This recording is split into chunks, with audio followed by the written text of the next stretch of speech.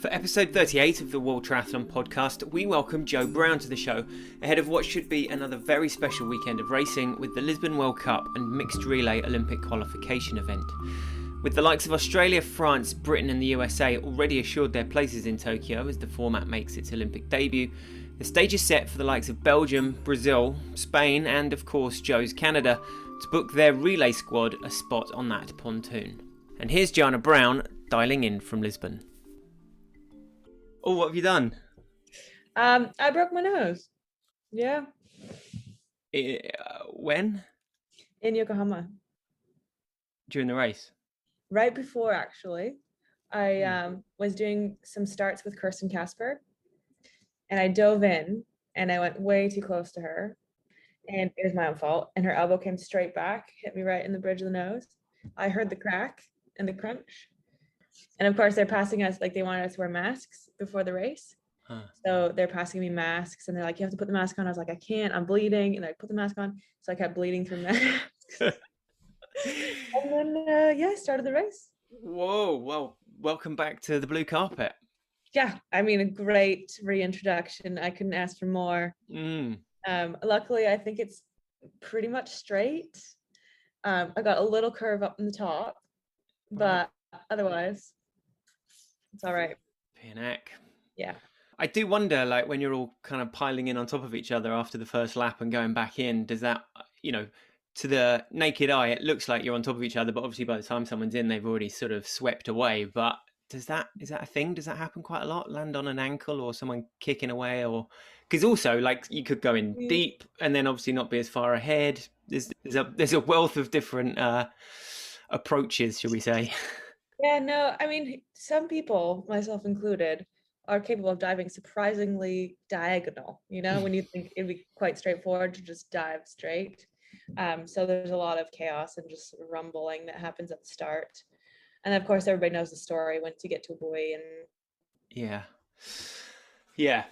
And well, yeah, I sort of want to ask how it was being back elbow to elbow with everyone anyway, but it was loved it. No, it was interesting. Like, I took 19 months off of racing. My last ITU race was Lisbon in 2019. And then I pretty much took 2020 and just, lived my life. And I actually lived in Bend, Oregon, with my best friend in an RV for about 8 weeks. And we were just heaven.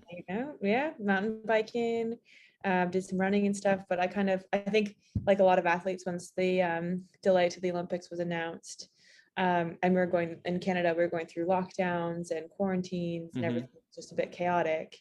My best friend Chelsea called me and she was like, what do we do? And after having chased the Olympics for so long and I was living in the UK, I was living in Bath, and I left my apartment, I left my car, left my whole life, went back to Canada, quarantined.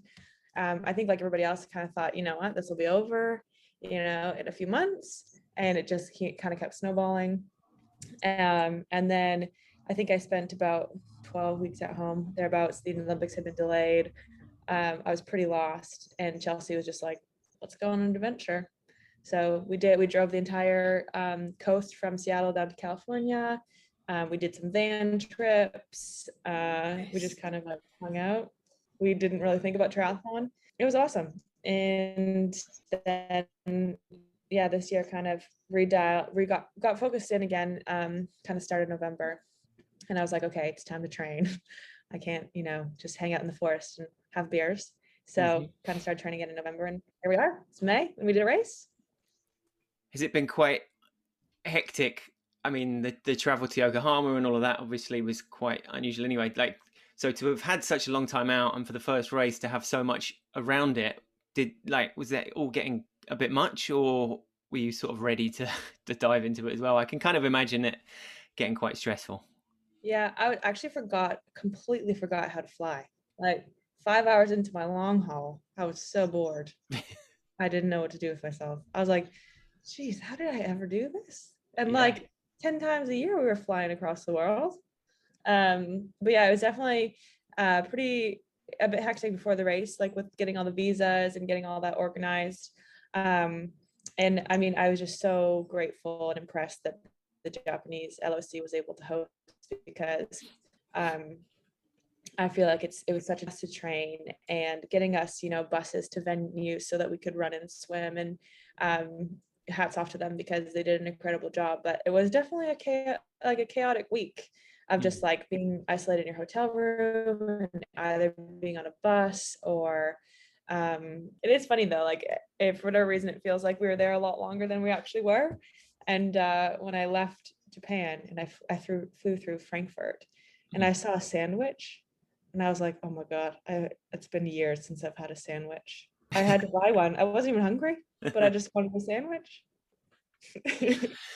Yeah, but yes, and I mean, I suppose it's kind of testament to how you all got on with it, that even from afar and knowing that it was definitely not easy. There were good vibes being sort of going down the wires, and I actually, despite being able to see all the, I really want to be there, like Yeah, you know what? Now you like saying that, it was good vibes. Like everybody was in pretty good spirits, and we just kind of all got it done. And I was pretty fortunate. Like my bubble included like the British athletes and the Australian athletes, and like everybody was just, it was fine. We were pretty chipper, and it was actually a really fun week. Who were your immediate neighbours, hotel room wise? Was it, I mean, or did they even have to like keep gaps between hotel rooms? No, we had neighbors, but you definitely, if you went in the hallway, you had to wear a mask, right? And you were only really supposed to go out there if you wanted to take your garbage out.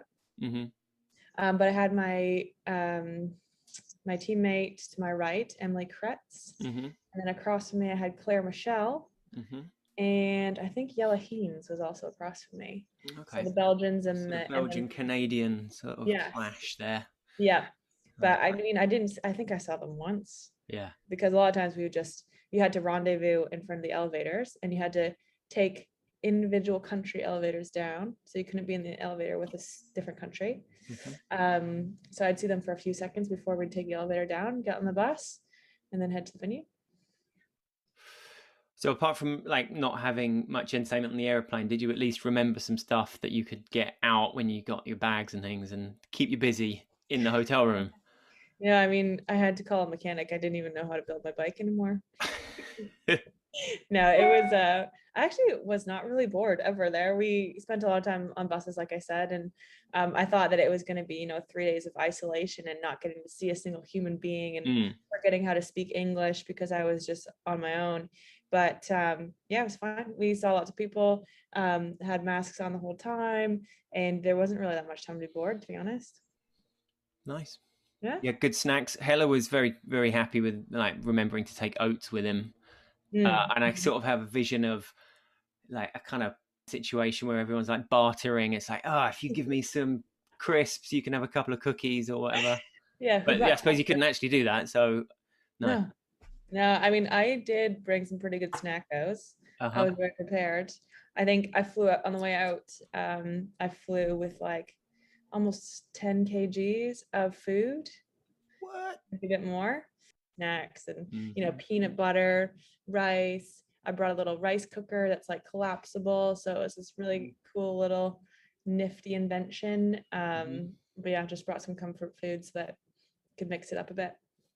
So you left England what, like early last year, sort of just after it all kicked off, did you? Was that in March? Yeah. And so after, what was your last race of 2019?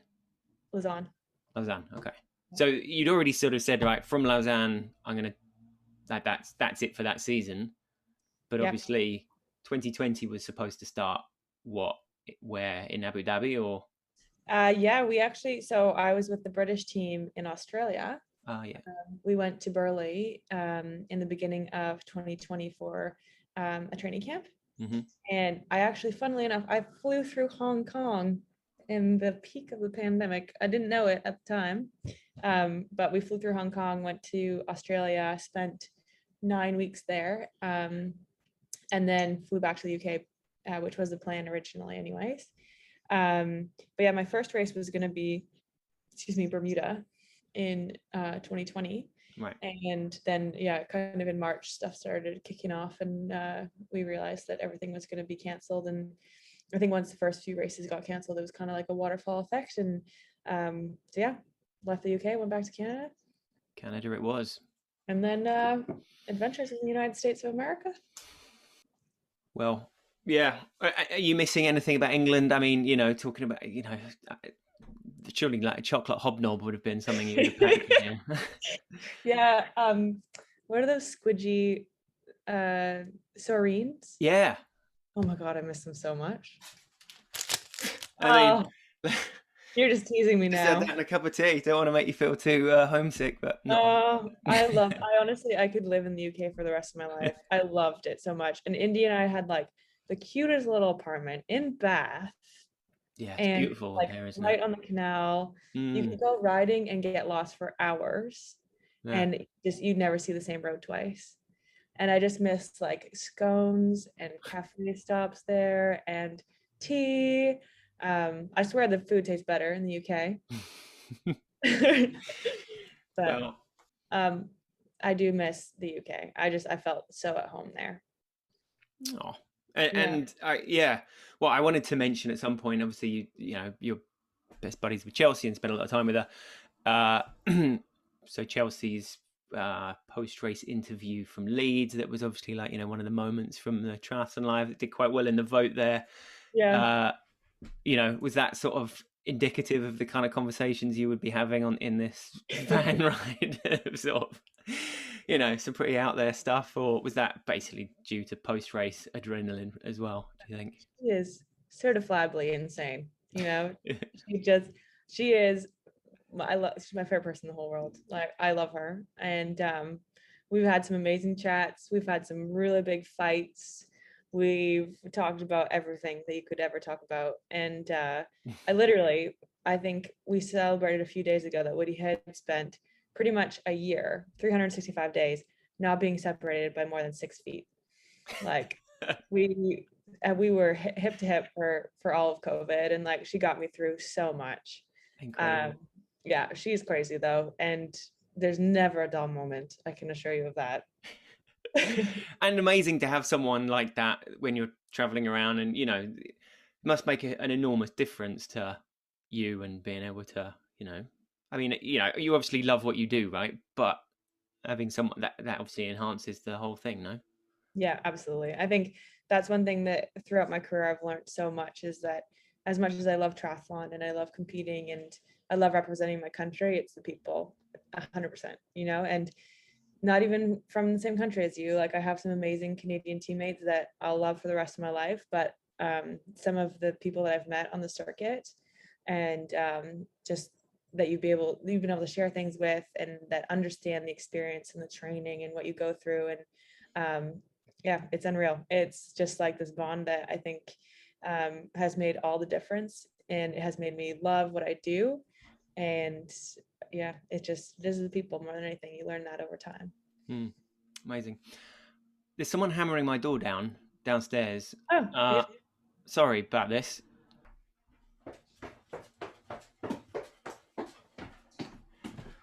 I'm so sorry.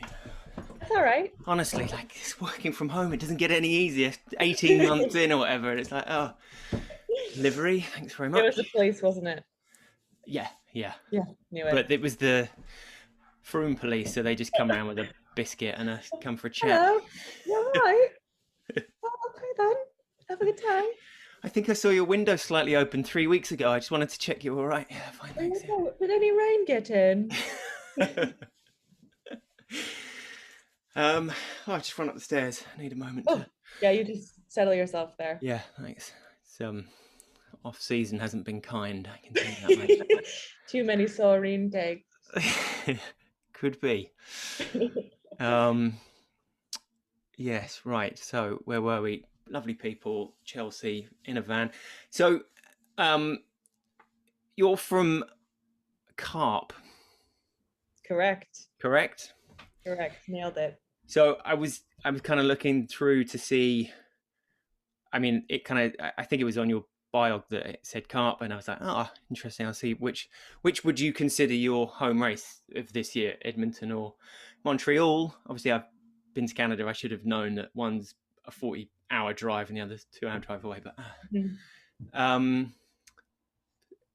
so if you Google carp, the first image that comes up isn't necessarily like the most exciting picture in the world. Do you want to tell me what comes up when you Google carp? Well, you see that? Oh yes, that's the Diefenbunker. Yeah. Yes. I mean, claim to fame. It's Are you not impressed? Well, it just seemed like an unlikely thing to sort of have as your iconic. Yeah. But I mean, when you have a town that's named after bottom-feeding fish, you know, you don't really strive for too much in life. But no, we are home to the Diefenbunker, which is because we were basically 45-ish minutes kind of from downtown Ottawa in the Parliament buildings. So during the Cold War era, it was the emergency evacuation site for the Prime Minister in case of nuclear bombs. Holy cow. Yeah. So. And that was the best they could come up with for the Prime Minister. Yeah. They're like, listen, we'll build you a shelter. Okay. So that means that's just the entrance, and that actually goes down into some luxurious palatial underground. Luxury, maybe not a word that we can attribute to it. They've turned it into, I don't know if you guys have them in the UK. I think you do now. Escape rooms. Yes. Yeah.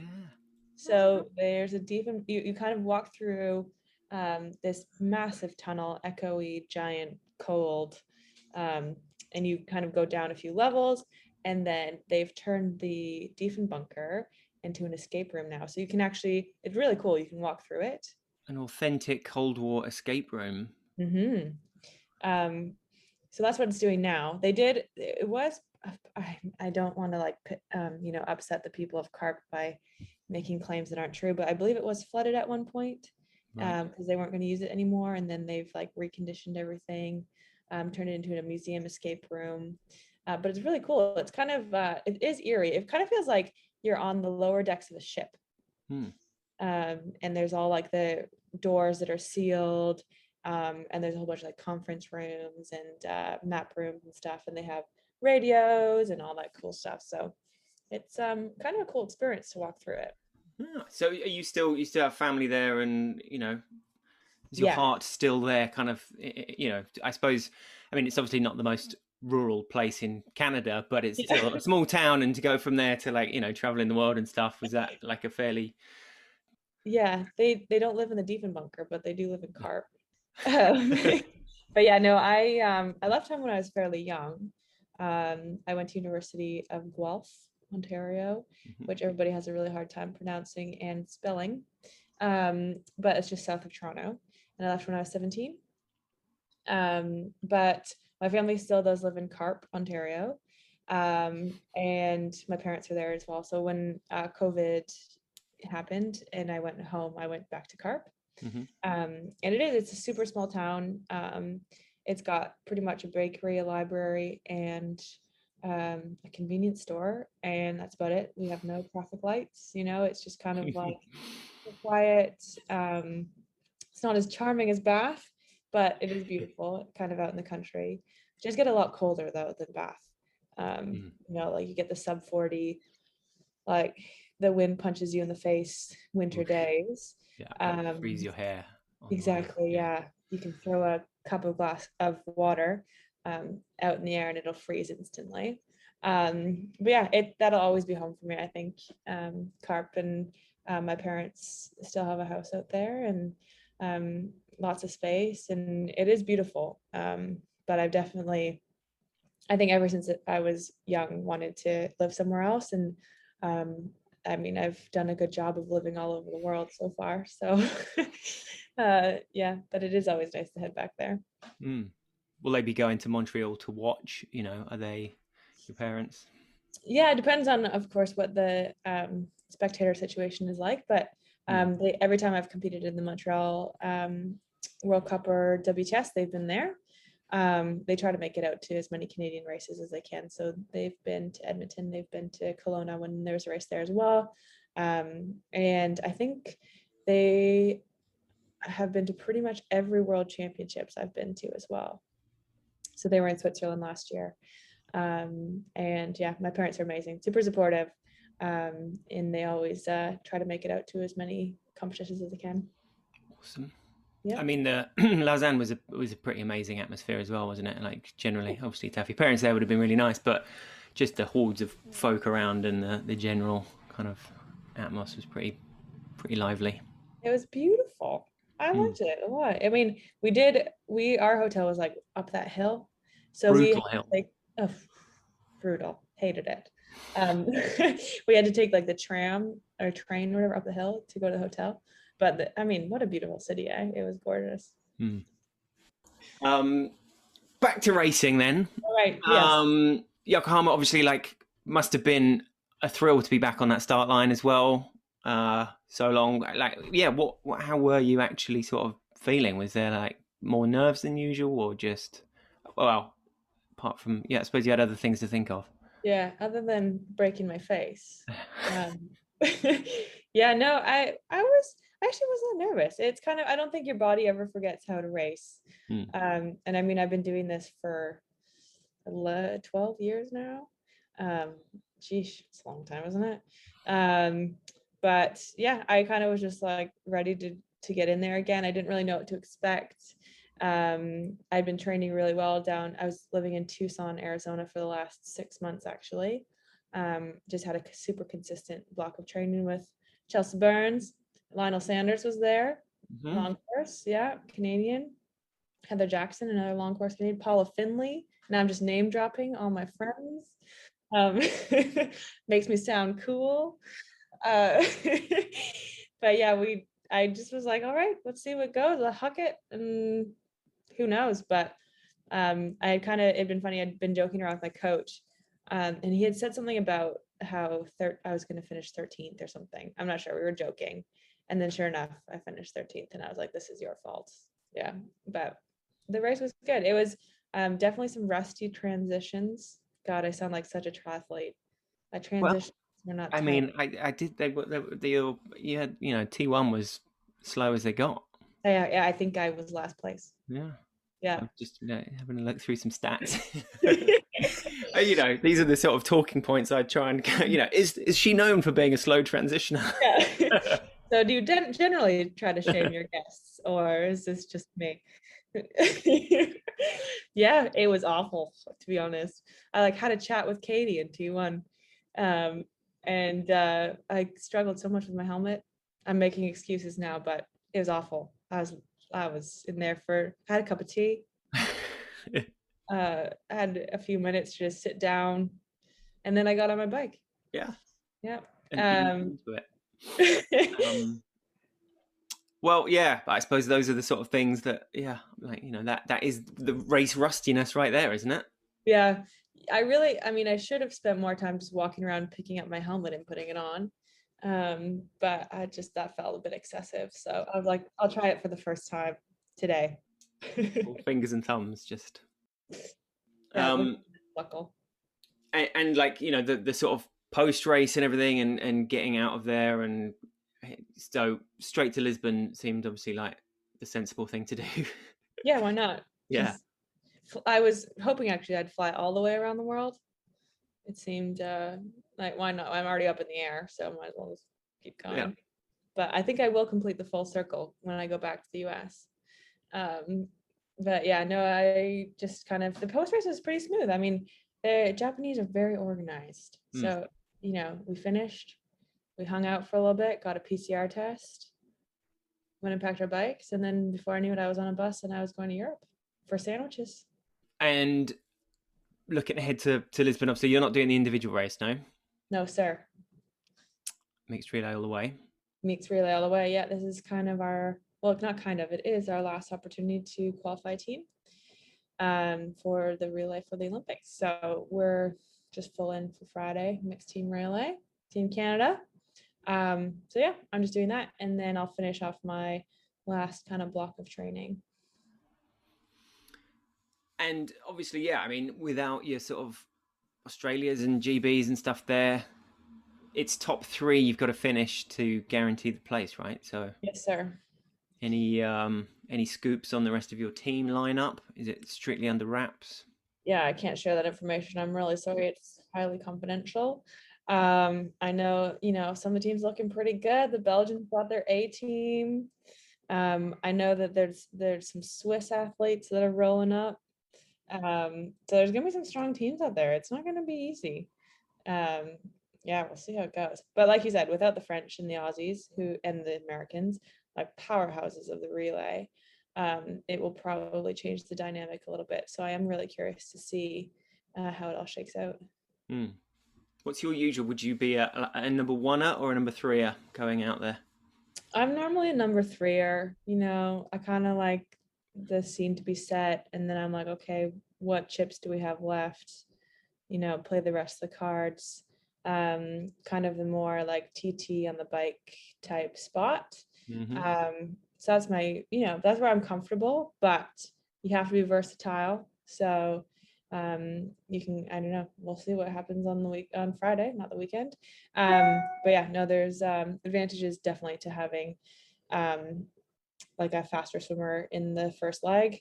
But then there's also advantages to having someone who can push the bike in the run on the first leg. So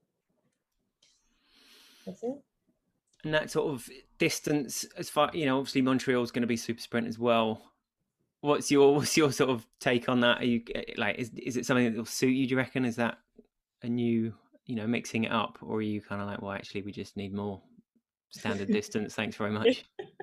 No, I think it's so cool to mix it up. Honestly, I've been fortunate to do some Super League races and do in the relay. And I mean, it's cool. It's cool for us too, instead of just like the standard sprint and Olympic. And I think the biggest draw is definitely getting spectators out there, getting the people excited about triathlon. And yeah, it's cool. And I mean, for us too, it's like something else to focus on. It's kind of cool too for me, because I definitely wouldn't say that I was like the sprintiest person as a junior U23. Like I was like, oh my God, I only want to do standard distance, like Olympic distance all the way. And then as I've aged throughout my career, I feel like I've gotten actually better at some of the shorter distance stuff. So yeah, it's cool. Why not? Just like mix it up, keep triathlon interesting, keep people interested. I think it's cool to throw new formats out there and just see what sticks. For the relay, I don't know how much you sort of saw of it at the start of Yokohama, but like, you guys coming out through the new branding and things looked pretty cool on telly. We liked. Oh, did it look cool? Yeah. That was what I was worried about. I didn't know. I actually thought about doing a cartwheel. Oh, Yeah, but but then I remembered I can't actually do a cartwheel, so I had to nix that plan. But and I you've got a wanted, broken nose. and I already had a broken nose, so I kept it pretty low dramas for that. But I was wondering how cool that looked, because it was pretty dope to walk out and you're like alternating. Oh, so cool. No, I felt like I was in the UFC. I was like, oh my God, I didn't know if I should like box for a second. Like, it was really cool. I need to work on my moves though, obviously, because I Yeah. didn't do anything memorable. God, yeah, you can set the ball rolling here and just kind of create It's a gonna whole be the new. new thing. That's like what people are gonna think about more now before racing. You're not thinking about the start. What are you gonna do when you go out in front of the Totally. whatever? Totally, and then like fame and fortune awaits. It's been, I think people are more inclined to do it on the mixed relay because there's four of you and you're all a bit more like, hey, let's do something. So there's been some like, Wait 1 second. I just knocked on my door. Hello. Thank you. You should have spoken Portuguese to them, because yeah. So the team's kind of arriving or coming out together. There's been some. I can't remember. It was Matt Sharp, or maybe that wasn't coming out doing some sort of good air punching and stuff. oh yeah. All of that jazz is kind of good. And as I've done on a few of these podcasts, talking about the music that you come out to, because Are we gonna get to customize that eventually? well, there's been a little customization going on already. I don't know what it was before, actually. Did everyone just go out to the same music, presumably? So all right, I'm going to play what I think is going to be your music on Friday. But before I do, what would be your music of choice? Style, first of all, if you were wanting to get like hyped up, because I've got a terrible feeling that this might not be what you're after. Well, I mean, I think being from Canada, we've got to have some Drake. Oh, okay. Yeah. Some Canadian. Hotline Bling or something wouldn't. That's not Yeah. really. Hotline Bling could work. I mean, Justin Bieber could be an option too, also Canadian, but I'm gonna say Drake. We need some sort of like heavy rap thrown down for us. Mm-hmm. All right, but I'm curious to see what we actually do All right. have. So. This may not come down the wires terribly well, but let's give it a Right. whirl. Hold on. Avril Lavigne, also Canadian. Yeah. Skater Boy would have been good. Skater Boy would have been good.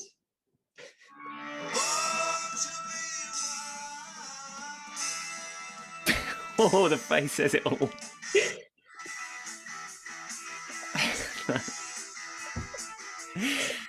Oh Lord, who picked You don't think that? that's going to get Matt Sharp air punching or anything? No. Oh, that's not going to get him fired up at all. Oh, Steppenwolf. No.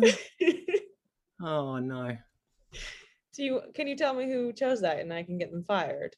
I could, except it was me, so please don't. Okay. Yeah.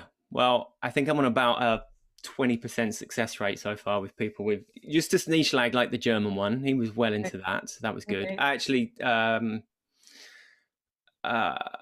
retired. Name completely escapes. Distance. Yeah, I wanted to say Russell Simmons. I could only think of Russell Simmons. He liked the New Zealand one. Right. I think like if you're Brazilian, you're gonna have to like this one, right? Hold on. All right, let's hear it.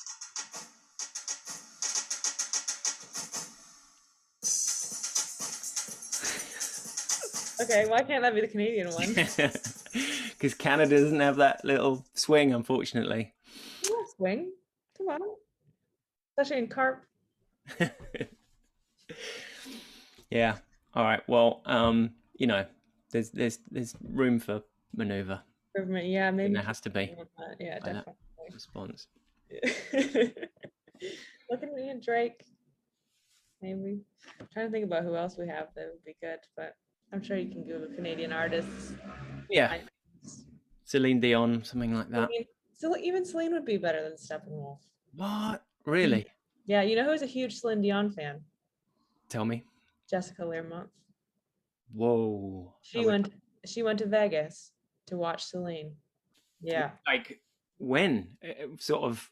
Does Celine? Does she still do that kind of thing? Is she in the middle of like a 10-year residency or something? It's ageless. No, I meant specifically Vegas, because Britney she was a famous Vegas, wasn't she? But I'm not sure that's happening anymore. No, Celine will be there forever. She is literally immortal. Yeah. Yeah. But Vegas incarnate. Vegas incarnate. But yeah, Jess went, I don't know how many years ago, you'll have to ask her, but she is the biggest Celine Dion fan that I have ever met. Yeesh. And you got any sort of musical guilty pleasures? I've been to a Dixie Chick. I've been to 3 Dixie Chicks concerts actually. Yeah, country all the way. When I was growing up, is all I listened to. Oh yeah, well that's a fun gig right there, right? I mean, people literally whooping it up. Mm-hmm. Whooping it up. Never heard that term before, but whooping it up. I don't think never sounded so middle-aged. Yeah. Do you like disco? Is that what you kids are doing these days? Whooping it up? Whooping it up. Many other folk in Lisbon yet? Have you are they starting to descend already? Fellow. Yeah, Lisbon's getting busy. We I think some of the French are here now. Pretty much all the Canadians are here. My American buddies. But we haven't seen too many people. I think everybody's being pretty careful with COVID, kind of staying isolated. Mm-hmm. Could you eat in a restaurant there if you wanted to? You could if you wanted to. It's open. There's a lot of outdoor seating. Right. Yeah. But yeah, no, everything, it seemed pretty normal here. A lot of masks. But yeah, it's pretty chilled, I would say, for sure. See the French team just confirmed for the old Tokyo, right? Were you surprised by anything? Not really. Men definitely not. And Emily could obviously still get in, couldn't she? So that would be. Mhm. I mean, that's 6 pretty strong contenders right there. No, That their relay team is going to be freaking dangerous, man. dangerous indeed. Yeah. Yes.